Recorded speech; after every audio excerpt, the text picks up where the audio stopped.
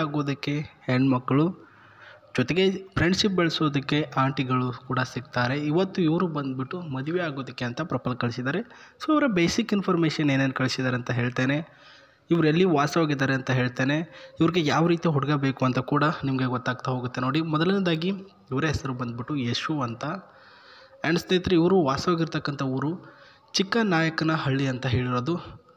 ಸ್ವಂತದಾಗಿರ್ತಕ್ಕಂಥ ಮನೆ ಕೂಡ ಈ ಒಂದು ಯಶು ಅವರು ಹೊಂದಿರೋದು. ನನಗೆ ಮದುವೆ ಆಗಿದೆ ಸುಮಾರು 5 ವರ್ಷಗಳಿಂದ. ಪ್ರಸ್ತುತ ಮದುವೆ ಆಗಿಬಿಟ್ಟು ಮನೆಯಲ್ಲಿ ವಾಸವಾಗಿದ್ದೇನೆ. ಸಮಸ್ಯೆ ಏನಂದರೆ ಒಬ್ಬರ ಜೊತೆ ಸ್ನೇಹ ಬೆಳೆಸಬೇಕು ಅಂತ ಆಸೆ ಆಗ್ತಿದೆ. ಇವರು ಯಾವ್ಯಾವ ವಯಸ್ಸಿನಲ್ಲಿ ಏನೇನು ಮಾಡಬೇಕು ಅದೆಲ್ಲನೂ ಕೂಡ ಏನೂ ಮಾಡಿಲ್ಲ. ಹಾಗಾಗಿ ಇವಾಗ ಆ ಒಂದು ಆಸೆ ಆಗ್ತಿದೆ. ಆ್ಯಂಡ್ ನಿಮ್ಮ ಮೂಲಕ ಒಬ್ಬ ಹುಡುಗನ ತಿಳಿಸಿಕೊಡಿ. ಸೊ ನನ್ನ ಜೊತೆ ಒಳ್ಳೆಯ ಒಂದು ಸ್ನೇಹ ಸಂಬಂಧ ಬೆಳೆಸಬೇಕು. ಆ್ಯಂಡ್ ಅದು ತುಂಬ ದೊಡ್ಡ ಬಾಂಡಿಂಗ್ ಆಗಿರಬೇಕು ಅಂತ ಹೇಳಿರ್ತಕ್ಕಂಥದ್ದು. ಬಟ್ ಕೆಲವೊಂದಿಷ್ಟು ಆಸೆಗಳಿವೆ ಇವ್ರಿಗೆ. ಸೊ ಆಸೆಗಳು ನಂಬರ್ 1 ಬಂದುಬಿಟ್ಟು ಇಬ್ಬರು ಸ್ನೇಹ ಮಾಡ್ತಿರೋದು ನಮ್ಮ ಇಬ್ಬರ ಮಧ್ಯೆ ಗೊತ್ತಿರಬೇಕು, ಮೂರನೇ ವ್ಯಕ್ತಿಗೆ ಗೊತ್ತಾಗಿರಬಾರ್ದು. ಸೊ ಆ ಒಂದು ಸಂಬಂಧ ಯಾವ ರೀತಿಯಲ್ಲಿ ಇರಬೇಕು ಅಂದರೆ ಫ್ರೆಂಡ್ಶಿಪ್ ಅಂದರೆ ಬರೀ ಹಾಯ್ ಬಾಯ್ ಅಂತ ಇಲ್ಲ ಅಂತ ಹೇಳಿರೋದು ಇವರು. ಸೊ ಅದು ಬೆಡ್ರೂಮ್ವರೆಗೂ ಬರಬೇಕು. ಆ ರೀತಿ ಒಂದು ಸಂಬಂಧ ಇರಬೇಕು ನಮ್ಮಿಬ್ಬರದು. ಸೊ ಮೂರನೇ ವ್ಯಕ್ತಿಗೆ ಗೊತ್ತಾಗಿರಬಾರ್ದು, ನಮ್ಮಿಬ್ಬರ ಮಧ್ಯೆ ಇರಲಿ. ಆ್ಯಂಡ್ ನನ್ನ ಜೊತೆಗೇ ನೀವು ಯಾವಾಗಲೂ ಕಾಲ್ನಲ್ಲೇ ಬ್ಯುಸಿಯಾಗಿರಬೇಕು.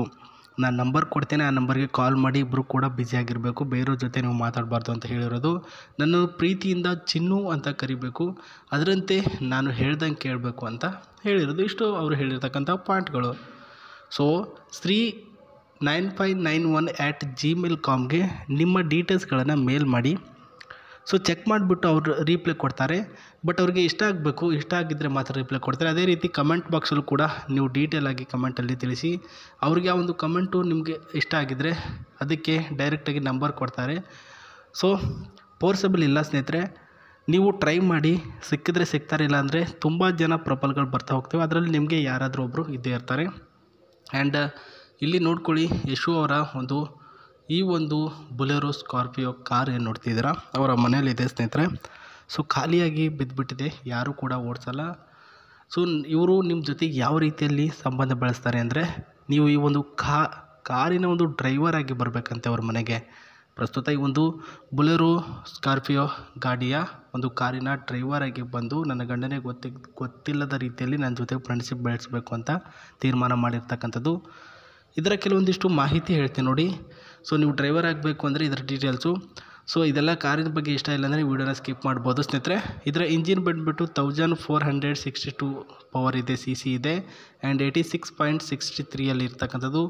101.64 BHK ಇದೆ. ಟರ್ಬೋ ಇದೆ ಸ್ನೇಹಿತರೆ. 121 5 Nm and turbo average 17.38 and 19.89 ಕೆಪಾಸಿಟಿಯಲ್ಲಿ ಈ ಒಂದು ಬೊಲೆರೋ ಸ್ಕಾರ್ಪಿಯೋ ಇರ್ತಕ್ಕಂಥದ್ದು.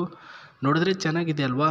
ಲುಕ್ಕಲ್ಲೂ ಕೂಡ ಅಷ್ಟೇ ವೈಟ್ ಕಲರಲ್ಲಿ ಚೆನ್ನಾಗಿ ಕಾಣಿಸುತ್ತೆ ಆ್ಯಂಡ್ ಆಸಮ್ ಆಗಿದೆ.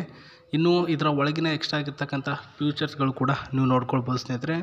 ಸೊ ಒಳಗಿನ ಭಾಗದ ಫ್ಯೂಚರ್ಸು ವಿತ್ ಸ್ಟೇರಿಂಗು, ಫ್ರಂಟ್ ಆಗಿರ್ತಕ್ಕಂಥ ಏರಿಯಾದ ಡಿಸೈನು ಮತ್ತು AC ಇರ್ತಕ್ಕಂಥ ಒಂದು ಸ್ಪೇಸು.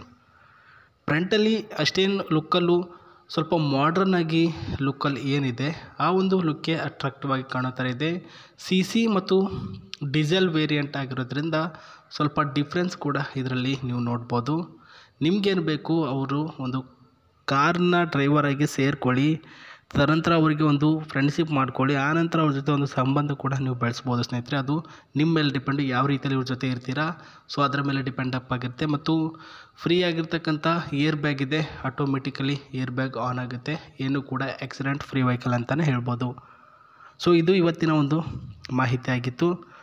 ನಾನು ಹೇಳಿದಾಗೆ ಅವರಿಗೆ ಕಾಂಟ್ಯಾಕ್ಟ್ಗೆ ಪಡೆದುಕೊಳ್ಳುವಂತಹ ಮಾಹಿತಿ ಹೆಂಗೆ ಅಂತ ತಿಳಿಸಿದ್ದೇನೆ. ಅದೇ ರೀತಿ ಫಾಲೋ ಅಪ್ ಮಾಡಿ ಅಂತ ಹೇಳ್ತಾ ಮತ್ತೆ ಸಿಗ್ತೀನಿ. ಬಾಯ್.